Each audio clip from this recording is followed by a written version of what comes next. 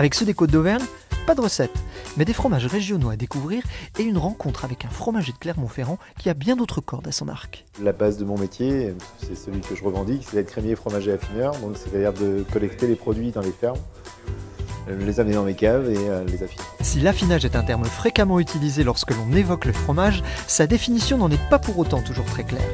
Donc l'affinage, c'est prendre soin des produits, c'est les mettre dans les bonnes températures, une bonne hygrométrie, les mettre sur la paille, les mettre simplement sur des grilles en fonction des produits. Ça va être de les retourner régulièrement, ça va être de leur donner des soins, qui peuvent être des lavages, des brossages.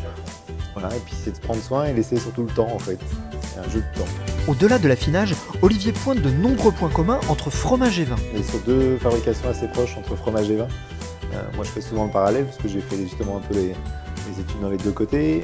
Je fais souvent le parallèle, on est sur une colonne vertébrale qui est un peu différente, c'est que d'un côté on est sur du végétal, nous on est sur une version animale. Et on a quand même des similitudes, c'est-à-dire qu'on va avoir des similitudes sur l'acidité qui fait partie de la colonne d'un vin, en fait son acidité est importante. L'acidité dans le fromage est extrêmement importante. Donc on va avoir des choses comme ça qui vont être similaires. Nous on a un peu de salé qui n'est pas dans le vin, on a du sucré dans les deux, on a une fermentation malolactique, enfin en tout cas une fermentation dans les deux, parce qu'on est sur deux produits fermentés. Voilà, donc il y a des similitudes, on n'a pas de tanin par contre dans le fromage, chose qui est voilà. On a quelques différences, mais on a une ligne de conduite qui est à peu près, somme toute, un travail de produits fermentés qui va être assez similaire en fait. Pour ce qui est de l'association entre fromage et vin d'Auvergne, Olivier a concocté un plateau idéal. Avis aux amateurs. Donc là, on a fait un petit panel de 5 fromages, enfin 6, mais 5 parce que pour moi les chèvres sont la même famille, donc mais ça va nous faire 5 fromages, d'un crémeux et puis un peu plus sec. On est sur quelque chose qui va bien s'accorder sur tous les chardonnays, les blancs bien sûr, avec leur vivacité, leur fraîcheur.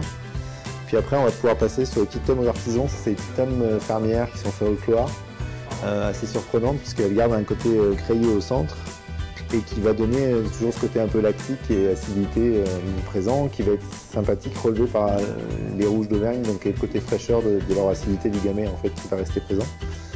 Le Saint-Nectaire parce que, même si son côté cave rend les choses un peu plus compliquées, ça reste pour moi le fromage local qui est le fromage de dégustation simple, amical et vraiment du terroir. Et ça serait dommage de passer à côté. De toute façon, un bon Auvergnat ne passe jamais un plateau de fromage sans Saint-Nectaire, c'est une hérésie. Pourquoi? Parce que justement, sa pâte un peu souple va être agréable en bouche.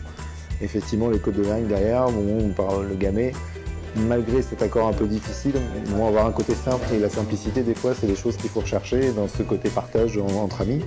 Et puis j'ai un brebis qui va être un peu typé, là, qui est un petit producteur qui a repris le travail de son père et qui a un brebis avec un peu de caractère, donc qui pourrait être surprenant sur les Côtes d'Auvergne, mais justement la fraîcheur, encore une fois, du vin permet un accord qui est somme toute sympathique sur le côté beaucoup plus animal du brebis, quoi.